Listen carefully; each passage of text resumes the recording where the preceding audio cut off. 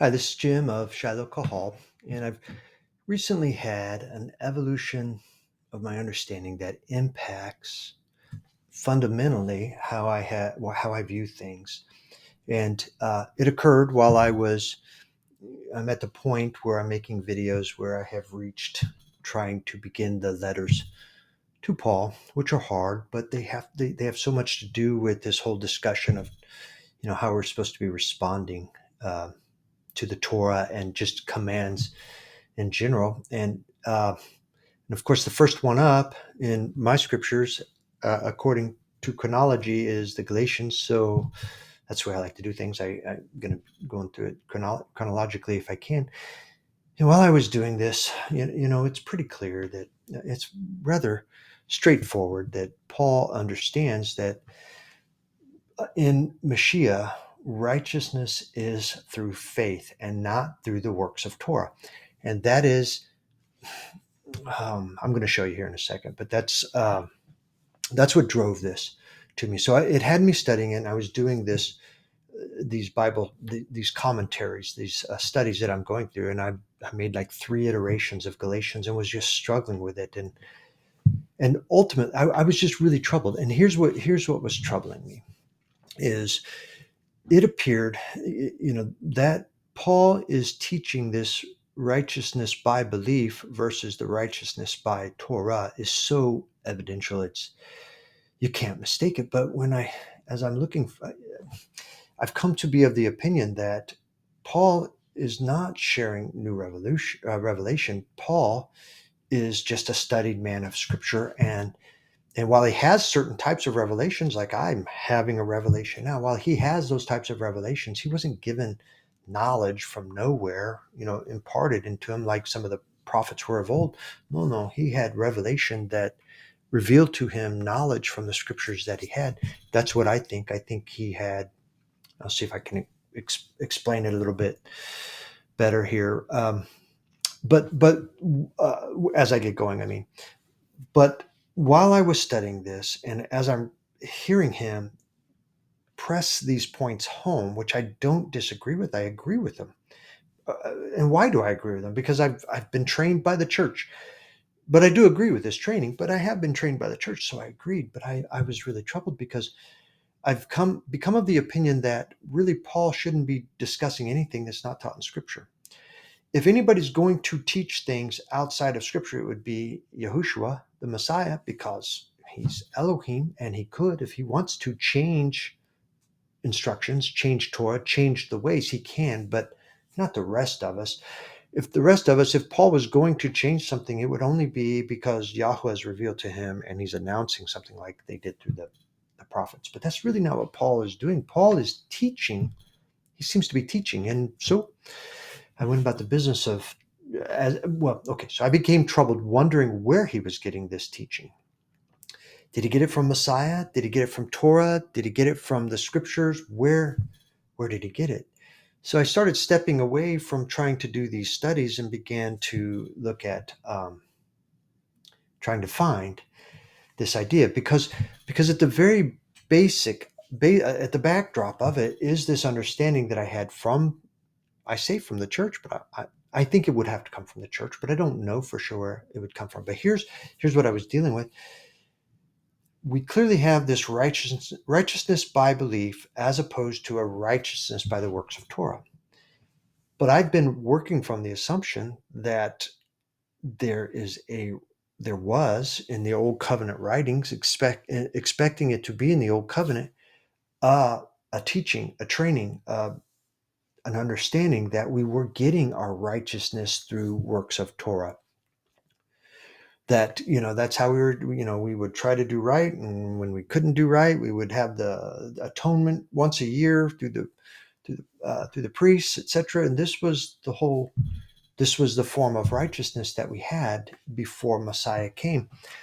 And it always seemed to be the teaching because it's so prevalent in the new writings by Paul mostly, and you don't see it anywhere else. But when I begin looking, other than Paul, I really don't see any teaching where we've moved from the works of Torah as our form of righteousness to the belief as our form of righteousness. I know Paul references Abraham again, as Hebrews does, which I will return to in a moment. But when I went looking, I didn't find any. I could find nothing in the Gospels related to the words of Yahushua, where he spoke of a righteousness by Torah to be replaced by a righteousness by belief. So I went looking in the old writings, and I just can't, through word studies and other things by memory, I couldn't remember anything like that. And by word searches and word studies, I couldn't find anything like that. I can find, if you get into the messianic prophecies of Isaiah, yeah, there's some stuff you read. I started in 53 and I just almost couldn't stop. So I read through the end of the book. And yeah, there's references in there. But then it took me back to 43 beforehand, and I just had forgotten about it. It was just really wonderful reading those again, because it did describe our Messiah and what our Messiah would do, and how our Messiah would be our purveyor of righteousness, would bring righteousness. But nothing in there about moving from the works of Torah into the works of belief for justification. I couldn't find anything like that. And that was very troubling, very troubling. So that set me out on a word search. Okay, so if you would bear with me for just a moment, this is just going to be a bunch of numbers and stuff, but just to quickly explain what I did is, knowing that in the Yah Scriptures, which is the version I'm using, and I have it in a PDF document, it enables me to do some word searches, and knowing that Paul over and over keeps going back to the righteousness by belief, being declared right by belief of things that we could never be declared right by works of Torah, etc. So belief was one of the prevalent themes, one of the prevalent words that Paul uses. So I did a word search. I was just curious, if I go do a word search in belief, starting at Genesis, what will I find? Well, let me say, belief in the Yah Scriptures does not exist in the old writings. The very first occurrence that I saw that went to was in Matthew 6. Now, there were 200, if you look at my screen here, you don't have to, but there were 258 occurrences of belief in the Yah Scriptures. The first beginning in Matthew 6, and there were 14 occurrences of it in Matthew, 3 occurrences of it in Mark, 12 occurrences of it in Luke, and no occurrences of it in John. I thought that was very interesting. No occurrences of belief in John. Just a quick summary. I mean, you could add all those together, but really they all represent one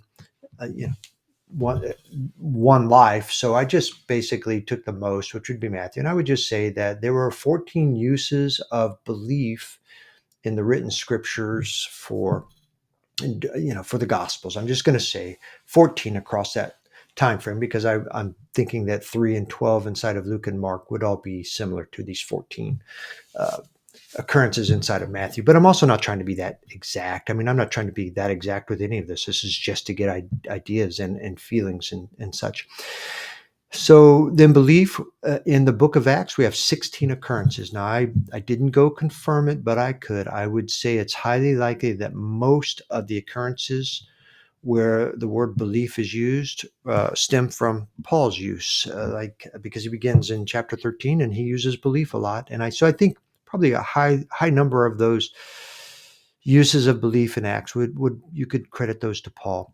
But then we get into his letters, starting with Galatians, and we have 20 times he uses the word belief. In the first letter to the Thessalonians, 8 times. In the second letter to the Thessalonians, 5 times. First letter to the Corinthians, 7 times. Second letter, 7 times. Romans, 42 times. That's the largest number of any book. So he uses the word belief 42 times in the Yah Scriptures in that letter to the Romans. In his letter to Philemon, 2 times. In the letter to the Colossians, 4 times. Ephesians, 7 times. Philippians, 4 times. 1 Timothy, 19. So he used it a lot with Timothy. Titus, 5. In his second letter to Timothy, 7 times. So if I add up all of Paul's writings from Galatians to 2 Timothy, that's 137 occurrences. That is 53.5% of the total of 258 occurrences. If we attribute most of those, if not all of those uses inside of Acts, well, we could add 16 to the 137 to come up with 153. By the time we're doing that, 59, almost 60% of all the uses of belief in all of the scriptures are attributed to Paul. Then in Hebrews, belief is used 33 times. Now, I know not everybody agrees that the writing of Hebrew is a Pauline writing, that he wrote that. But it was 33 times. It's also very private. It's number 2 of all the letters that using the word belief. And if it is Paul, and you were to add that 33 to his 153, that is roughly 100 and, that may not be quite right, 186, whatever. I should have 186. Yeah, here it is. Okay. So if you just add Pauline and the Hebrew writings together, that would be 66% of all the writings that would be attributed, 66% of all the uses of belief would be attributable to Paul. If you add Paul, all of his writings plus the Acts plus Hebrews, that's 183 of the 258 uses, which is about 72.5%. Again, probably not exact, and not, I'm sure I've got an error or two in there, but they won't be meaningful. And you get the idea. The lion's share of all the uses of belief come from Paul, or someone like Paul, or around Paul type scenarios: Acts, his letters, and Hebrews.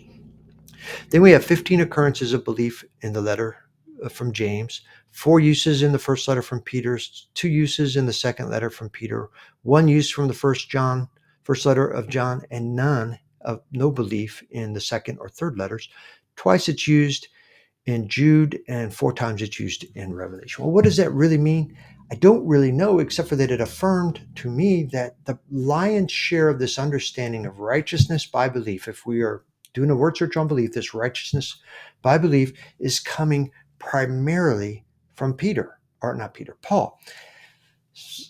And so what does that really mean? And when you get into, if we were to go back in and look at these occurrences in the Gospels, you would see that basically Yahushua is just affirming people for their belief. He's never really talking about them obtaining righteousness through belief, as in some relationship to moving away from righteousness according to the acts of Torah. All of his references all had to do with just commending people for their belief, making them well, making them whole, just all kinds of things that he would say to commend people, which I will come back to because that's part of this revelation. So then, and stay with me, I'm sorry, I know this is just mundane, but let me just say, because believe, I then did a word search on believe because it's similar, but it's not exactly the same. So I did a word search on believe, which could then be believes. It pulled all the things that would be believes. If it said believes, it would include it. It would have included believed, as in past tense. And so I guess believes would be present tense, believed would be past tense, and believer would be a believer. All of those things would pull when I do a search on believe. And when I did a search on believe, I had 286 occurrences. And I would just say that there were 35 occurrences in all of the old writings in the Yah scriptures, where I just did a search on belief, 35 that I found in all the new writings. The rest of this 286 were found in the new writings. And the first of the scriptures in the new writings that used the word believe would have been in Matthew 8:13. So in Matthew, the word believe, we had 9 uses. In Mark, we had 16 uses. So where we had more uses of belief in Matthew than we did Mark, now we have more uses of believe in Mark than we did with Matthew. The significance of belief and believe I'll share with you in just a moment here when I get through this. So we had 9 occurrences in Luke, but we had, for the term believe, believed, believers, believes, things related to belief, we had 91 occurrences in the Gospel of John. 91 occurrences spoken by Mashiach, where he said nothing about belief in the Gospel of John as it's written. He had 91 occurrences, the largest in any book anywhere. It's larger than belief in any of the letters of Paul or Hebrews or anything. It's overwhelming. 91 uses. That's what I didn't do it, but that would be roughly a third of all the uses of believe in the Gospel of John. Then we had 43 occurrences in Acts, 3 occurrences in Galatians, 4 in 1st Thessalonians 4 and 2nd Thessalonians 13 and 1st Corinthians 4 and 2nd Corinthians 17 in Romans, 0 in Philemon, 0 in Colossians, 1 in Ephesians, 1 in Philippians, 1 in Timothy, 5 in 1 Timothy, 1 in Titus, 1 in the second letter to Timothy, 3 in Hebrews, 3 in the letter from James, 3 in the first letter from Peter, 0 in the second letter from Peter. 10 times John used it in his first letter, but he didn't use it at all in his second and third letters. Jude used it 1 time, and it occurs 0 times in the Revelation. Okay, but now here's where I had my epiphany. And even though I showed you all those numbers of how many times belief and believe occurred in the scriptures, really my epiphany came when I first typed in the word believe. And I went first to, let me go to my text selector. I went to Bereshith, which is Genesis. Started at the beginning, typed in the word believe into my word finder, and the very first word I go to is Genesis chapter 15. Very first occurrence that I got to was Genesis 15, chapter 6, which is, and he believed in Yahweh, and he reckoned it to him for righteousness. Now, this is the passage that Paul is referencing in his letter to Galatians, he teaches from this. And I've been reading it. He says, and he, being Abraham, believed in Elohim, and it was reckoned to him as righteousness. And I've read this, so I can't even tell you how many times I've read this, and it never struck me like it did now. And that is that when I read it this time and I saw that he, being Abraham, and he believed in Yahuwah and he reckoned it to him for righteousness, it came rushing in upon me that I'm looking for something that it doesn't exist. I'm looking for a transition in this new time where we are in this period that of Mashiach coming on, and we're in this period of righteousness by faith, and we've transitioned away from the righteousness through works of Torah. I'm looking for that transition, and it doesn't exist. It never existed, and it just came rushing in on me this time because, and here is the revelation, because there was never a time that there was a righteousness by works of Torah. It never existed. It did not come from Yahuwah. Now, don't get me wrong, having just received this and going from memory now, and really I'm going to have to, with this new understanding, prove it out as I continue to read through scriptures. I'm going to be heading back to Paul. It's all going to get tested against Paul's writings. It's getting tested against everything that I'm reading. Of course, it has to. But from memory, it's serving that I do not recognize or know of any reference in any writing anywhere where we get our righteousness from works of Torah.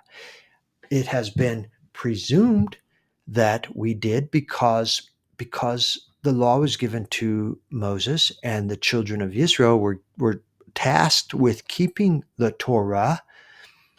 And there was, keeping Torah then gets you referenced as somebody who's trying to walk righteously. There's this whole, the Torah is right.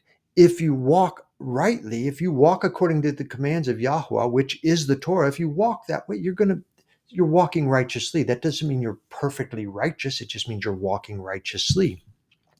Are you a man that is righteous?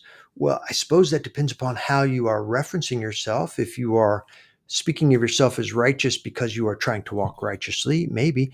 But there is a definition, and it becomes clear as you read in scriptures, there is a definition of righteous that is the approval and the righteousness that is the kind that is coming with Yahuwah to heaven, coming with Yahushua to heaven. These are the people who are the spiritual seed of Abraham. These are those who believed. And it is not that righteousness that is coming to heaven is the kind of righteousness that is like what Abraham had. And and so that's what always was going to get somebody there. It never, ever, not the first time, as I think about this, was righteousness through works of Torah. You were never going to get the approval of Yahuwah. Not at least, I mean, he might approve that you do it, but if you're just going around keeping Torah but don't really believe in him, that doesn't get you anything either. If there to be approved by Yahweh, you must operate in the type of belief that an Abraham had, that a David had. Now, Abraham is our primary in Paul's letter and in the Hebrews, but you could take David as an example. Here's a man that operated in the belief that Yahuwah, the Elohim, approves of and likes and wants. It's what he's asking for. He's not asking for perfection because we in our flesh and our Adamic nature will never get there. That's not what he's asking for. What he's asking for is that heart that believes. I don't believe Abraham went around without sin, or that clearly David didn't go around without sin. That's not the point. But they walked around in the attitude of a spirit toward their Elohim, that their Elohim, they believed that he is, and they believed that he is the rewarder of those who diligently seek him. So they acted like it. When Elohim spoke, he was their Elohim, and they did what you should as the subject of Elohim, and that is whatever Elohim says. And now I will say that by the time we get to Moshe and the children of Israel, the Torah came down from heaven and it represents the way he operates. It represents, I know the church can say that the ceremonial things are for Israel. No, the ceremonial things that Israel was brought into and made a part of and allowed to partake in are things from heaven. So what we really got was the Torah from heaven. And then they were tasked, the children of Israel were tasked with keeping it. Keep it, because these represent my ways. If you keep it, you'll be blessed. I will bless you. He did not say he was going to save everybody, although the things are so tied, and I'll explain that a little more here in a second, but they're so tied that one tends to lead to the other. But the tasking was clear. You keep the Torah. These are my ways. These are my right rulings. These are my testimonies. This is what I'm asking you to do. Keep it. I will bless you. If you do not, you will not get the blessings. You will get the cursings that follow disobedience. That's what you're going to get. Never really a discussion of admission into heaven, admission into eternal life there. I think I'm pretty confident that I have been thinking in the past and trying to work it out, but not quite sure that people could obtain that by keeping the Torah, that there was some way to, if you could have kept it perfect, could you have made your way into eternal life? No, I don't think so. I'm now saying no. I don't think you could ever say, I made it to heaven because I walked perfectly. And I'm not even sure we could say the same thing of Messiah, even though Messiah walked it perfectly. That I don't know now. In fact, I'm second guessing myself, where I would have shared in previous videos that, he earned his salvation. He earned his eternal high by keeping the Torah in perfect righteousness. Well, I'm thinking not so much now. I think that the way he got his eternal life was that he just believed the Father. He believed Yahuwah unto perfect obedience. It walked out in perfection, but what was really accredited to him as righteousness was not his perfect walking out of Torah, but his perfect belief, because he believed Yahuwah. It's the same thing that we're all being called for. So we're not called to walk out Torah to be righteous and to find our way to eternal life in the promised land. We are being called to walk out Torah because those are the ways, the ordinances, the ceremonies, the right rulings, the testimonies, the witnesses of Yahuwah. If you want to walk in Yahuwah's approval, you walk in belief. And if you want to walk in belief, it manifests itself by obedience. If you were going to walk in perfect belief, followed by perfect, I mean, if you were going to believe him, and then if you could walk it out in perfect belief, then it would manifest itself in perfect obedience. Now, I think all of us struggle with perfect belief because we just don't quite get all the way to perfect obedience. But now that Messiah has come and the assistance of the Ruach HaKodesh or the Holy Spirit has come, we are more empowered while we continue in this Adamic flesh to successfully walk out our belief, which manifests itself in obedience, than we ever were before. But we are still encumbered by that flesh until it is gone. And it goes away for everybody. It's already gone away for everybody who's died. It's going to go away for me and you. And if Messiah comes back after we're gone and into the lives, basically my point is that everybody dies. It's all, the Adamic flesh is already gone. Our struggle against it is over, and now we're just awaiting our new body that will not have that same struggle. It'll all be over and done. So our ability to believe will be perfect. Our ability to walk out belief will be perfect, and it will not be encumbered with the imperfection of the Adamic flesh.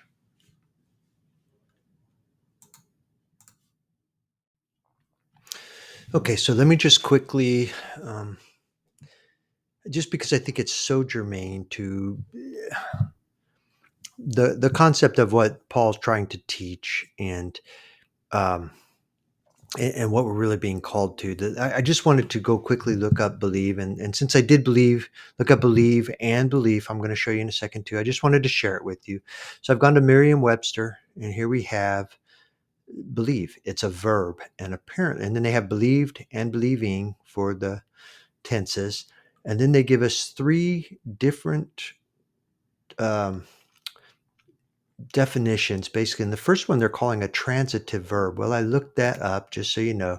A transitive verb is characterized by having a direct object, which means that um, the verb has when it's. I'm not a great grammar guy, but basically, whatever the verb is, there is an object that it is acting upon. So in the transitive verb approach, it would be to consider to be true or honest, which I guess that would be presuming that there is an object that you consider to be true or honest. Or you've got in 1b, there's an object that you accept the word or evidence of.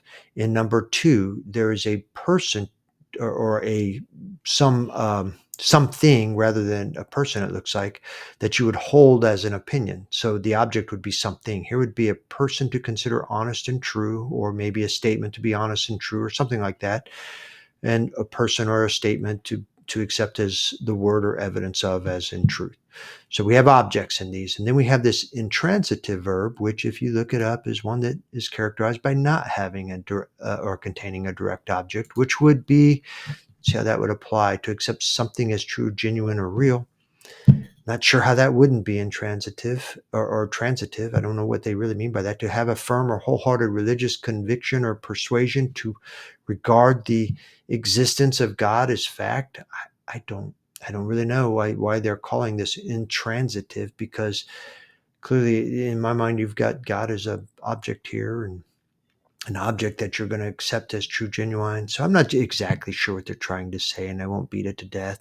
To have a firm conviction as to the goodness, efficacy, or ability of something, which would be something that we're supposed to have toward, all of this is something we're supposed to have toward Yahweh, to hold an opinion.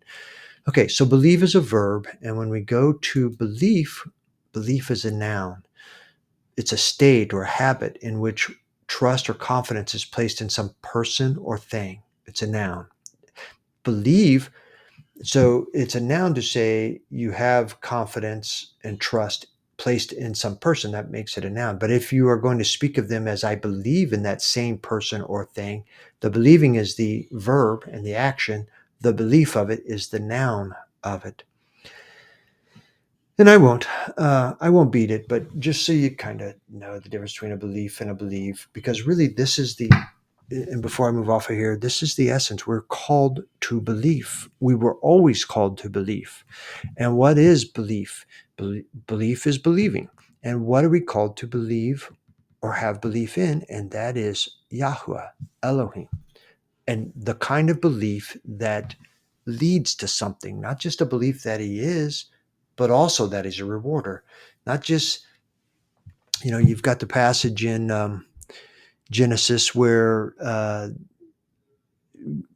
Abraham is old and he hasn't had a child yet, and then the angel of Yahweh appears and tells him he is going to have a child in his old age. And of course Sarah laughs, but ultimately the two together, they believe him that it's going to happen. And then that's that line right below the fact, you know what, let me go back to, because I think it's right above that, isn't it? Yeah, so this is the whole Abraham's in vision. Do not be afraid, Abraham. I'm your shield. Your reward is exceeding great. And Adonai, what would you give me, seeing I go childless, and the heir of my house is Eliezer of Damascus?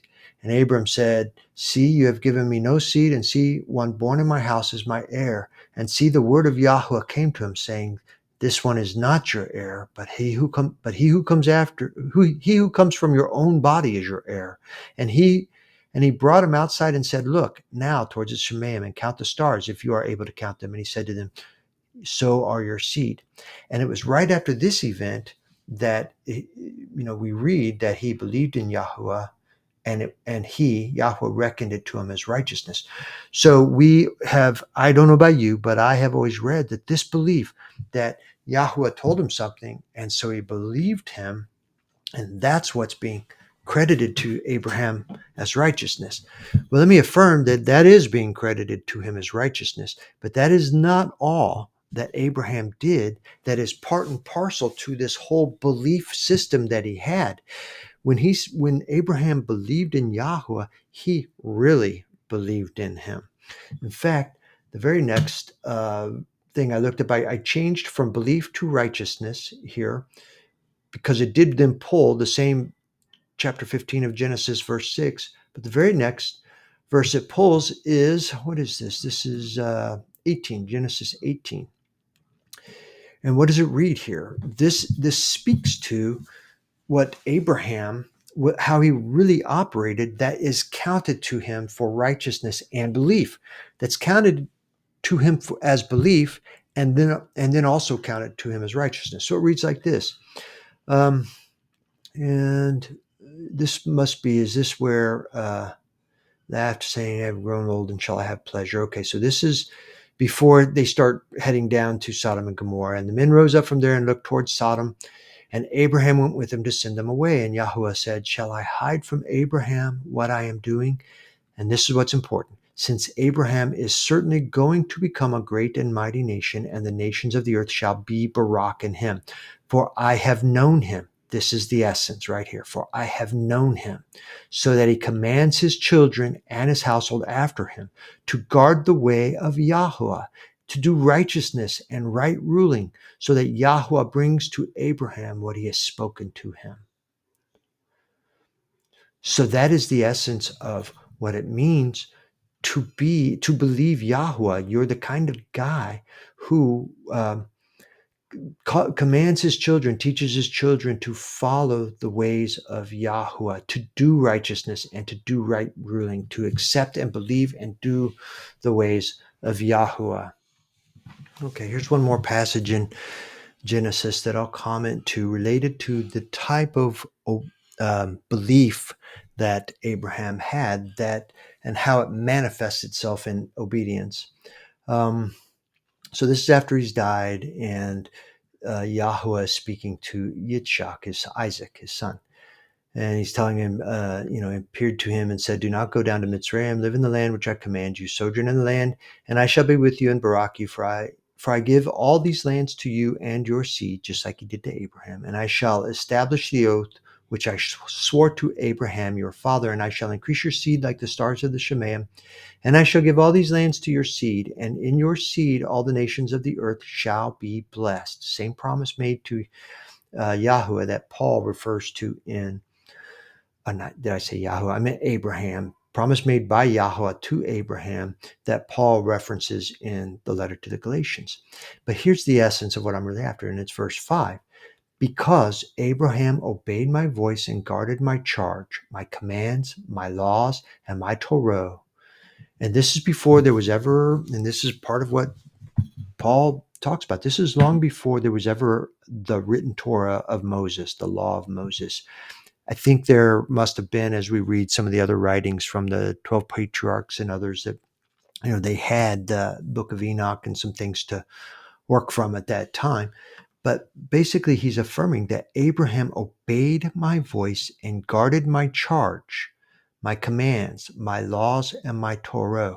So it's just affirming that Abraham, who believed in Yahweh, it manifested by him obeying Yahweh's voice and guarding Yahweh's charges, guarding Yahweh's commands and Yahweh's laws, and his Torah, which is plural for his various instructions. And that was the attitude of Abraham. Now I won't go there now. Well, I couldn't anyway if I wanted to, because it's a very long story in Jubilees. But when you get into Jubilees and they expand upon how Abraham walked during his days, he was tested by Yahuwah, actually was tested by Satan and allowed to be tested, much like Job was. But the evidence was so clear that throughout all of that, that Abraham's spirit, his heart, his being was that of belief. He believed in his Yahweh, and it manifested because every time his Elohim spoke to him, he jumped at it. He was eager to do the will of Yahweh. It manifested itself in complete obedience. This is the belief that we're after, that we're called to, and it has nothing to do with Torah and being judged right by Torah, but it incorporates. It's much larger than Torah. It is not just Torah. Would be the law of Moses. It's everything. It's anything it's the very essence from which you would hear Yahuwah with a spirit and an attitude of obedience, and then that would then it would be greater than the law of Moses, the Torah, because we would do the Torah if we had an obedient heart, and the instruction is to obey whatever is in the Torah that is for us. To be in belief, we would do it. To know that there is an instruction and to not do it is to walk in unbelief. That's despising, that's disregarding, that's disvaluing Yahweh. If he tells you to do something and you don't do it, that's not belief. That's what happened to Adam and Eve. Had they believed him, they would have operated as such. They would have never eaten the fruit. But they did despise his command, his charge, his Torah, and ended up eating. And they paid the price and took us all with them for this disobedience. So the belief that matters, and it is the same belief. I'm going to come back. Give me a second here. All right. I'm sorry. It's hard not to go too far all the time. I would rather keep these things short and concise, but it's just hard because one thing leads to another. So I want to go back. I just to summarize again, while looking for the transition from works of Torah as our basis for righteousness to a works of belief as our basis for righteousness, I couldn't find it. And then while doing a word search of belief, it dawned on me. It was a revelation inside of me. It was a evolution of understanding that I'm looking for something that doesn't exist, because the original transition is what never was there. The original way to be to make Yahuwah or Elohim happy, the original way is to believe him, to act like he is your Elohim, to act like it, which means you will do what he said. First of all, he's Elohim, and he could make you, but he doesn't want you to make you. He just wants to tell you and have you do it because you believe him and you love him. You love your Yahweh, your Elohim, with all your heart, soul, mind, and strength, and that manifests itself in obedience. That is belief. That is what he wants. He does not want a robot that has to be told. I mean, he's done it. He's had to, as I think we're gonna read in Paul. He's done it. He's given us the letter because we are not obedient children. Not all of us by nature, probably none of us by nature, but some more or less than others. But what he's really after is the belief, and it was never not that way. He was always, from Adam forward, seeking people who will believe. Even while we're in our Adamic nature, he's seeking for us to believe. He's seeking for those for whom he's going to bless and bring out of this Adamic nature into the spiritual nature that is everlasting. He's looking for those who will be obedient to him, not be obedient, to believe him, that manifests itself in obedience.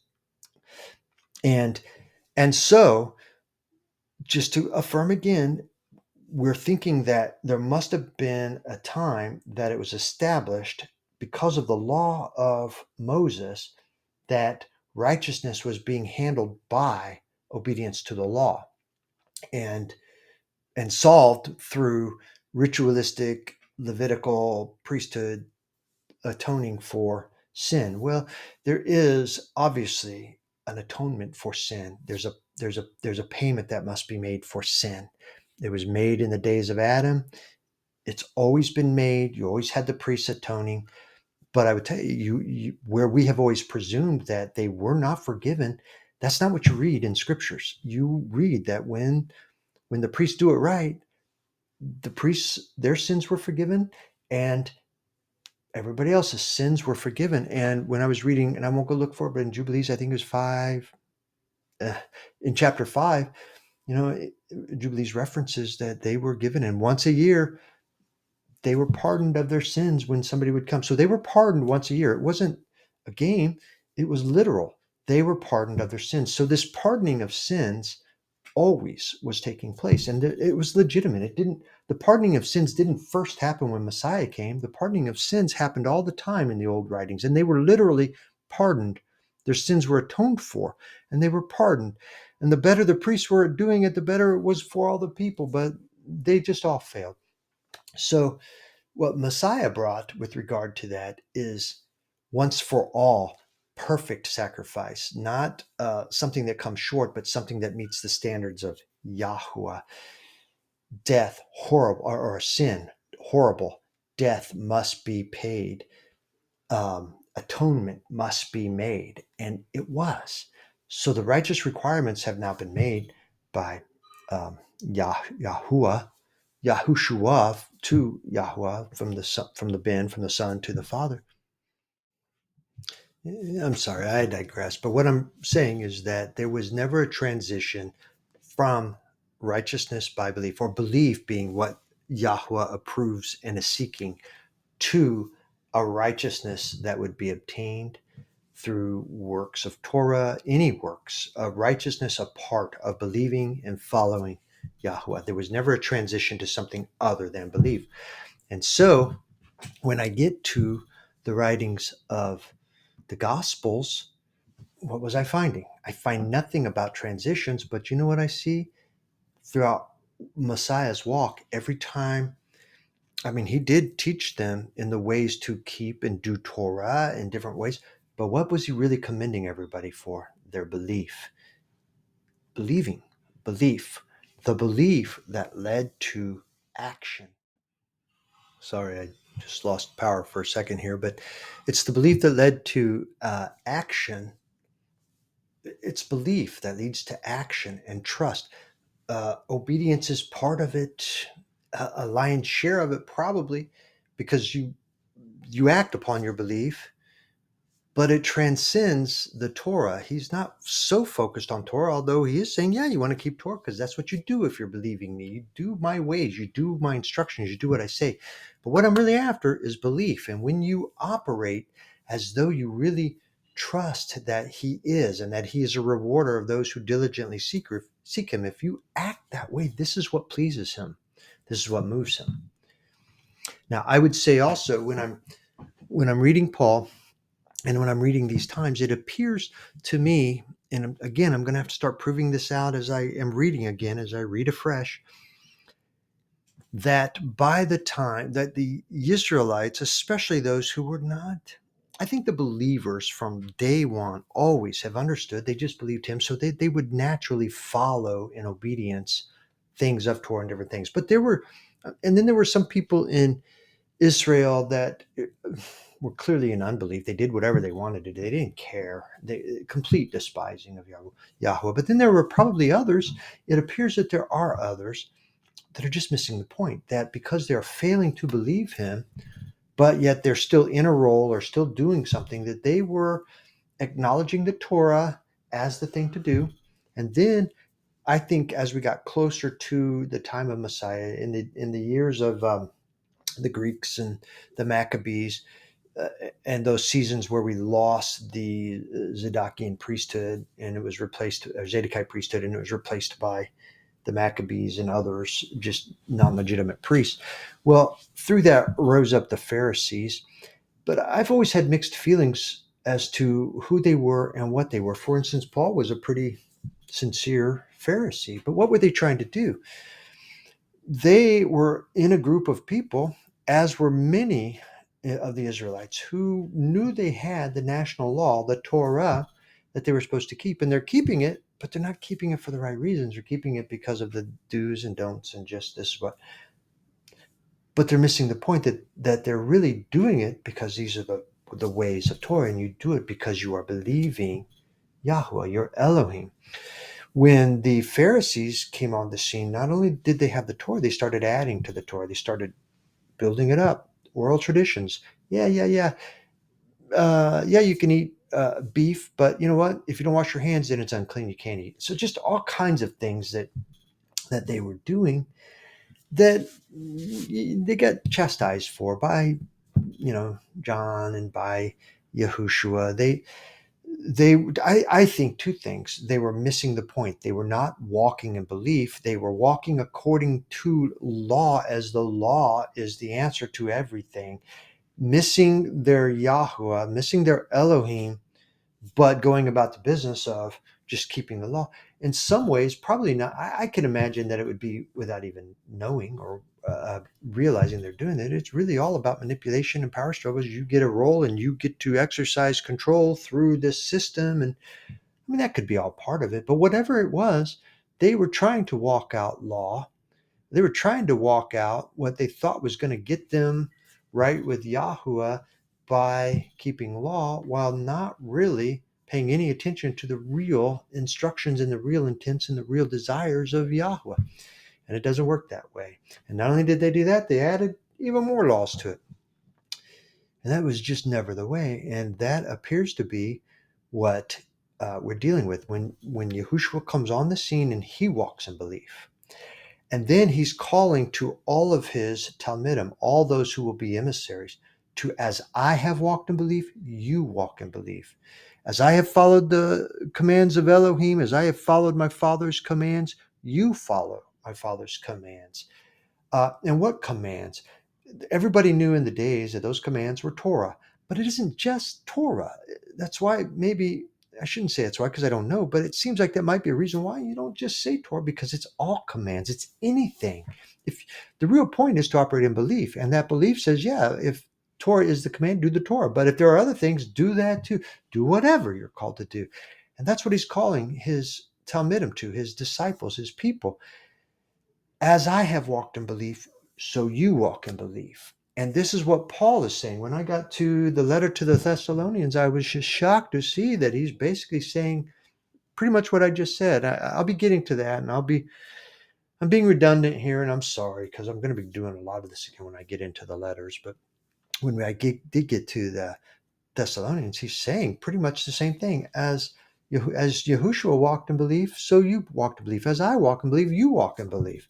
And what is belief? It is the obedience of belief. It is, and in this discussion of Torah, there was never, as if you were of the church, know that there's nothing, you are holding on to things that don't exist, where it has authorized you to not observe Torah, and they've not authorized you, and in so doing and not having that authorization, you have the express um, instructions of Yahuwah that represent his commands, his will, and and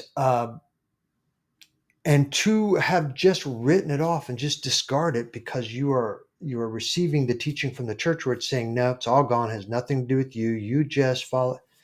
Okay, but is that really obedience? Is that the type of belief that we're called to? Because the belief we're called to says whatever he says to do, you need to do.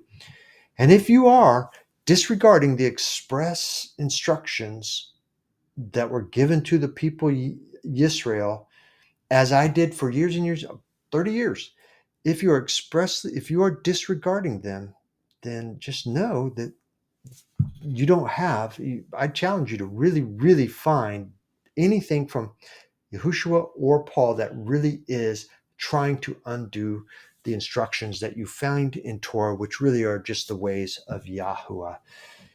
You just won't do it. And so that means that you are not walking in obedience. You're not walking in accordant, correct instruction. Well, I get challenged all the time. Does that mean I'm not going to heaven? Is this? I'm not the one to say. I don't know. What I will say is that it's pretty evident that if you believe in Yahuwah, you will do as Yahuwah says. And if that means you can't eat a certain thing anymore, if that means you have to rearrange your day, I do not know. But what I will say is that if you are failing to really pursue it, are you really diligently seeking him? Do you really believe that he is? And are you diligently seeking him in belief that he is a rewarder of those who diligently seek him? Because part of diligently seeking is finding his ways. And if these are his ways that were identified, you're dependent upon something telling you ways have changed, you better be really, really sure. And I'm telling you, many, many sources are now telling you, me being one right now, but others will tell you there are lots of sources saying what they've told you you can bank upon, they have misinterpreted. They have interpreted outside of the ways of Israel. Outside Paul was a Israelite. Paul was not teaching outside of these ways. He's teaching within it. He's trying to make us understand within it, but he's not removing us from it. So, okay, just to close here. So going forward, this will be a new foundational understanding unless it's proven otherwise on me as I go through that there never was such a thing as works by Torah that accounted for righteousness. Let me also say that, in case I've missed it, that belief was always in Elohim, belief was always in Yahuwah, but now our Messiah has come, and our Messiah is Elohim. And so our focus of belief is Yahuwah. Our focus of belief is Elohim. Our focus of belief is Yahushua, our Messiah and Elohim. So our focus of belief is Yahushua, Yahuwah, Elohim, Messiah, all of that. So you can't really have belief in one without having belief in another.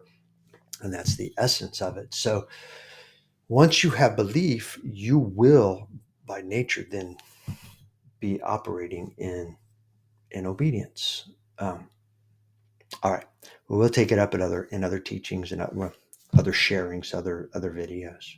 Thank you, and may you be Baruch.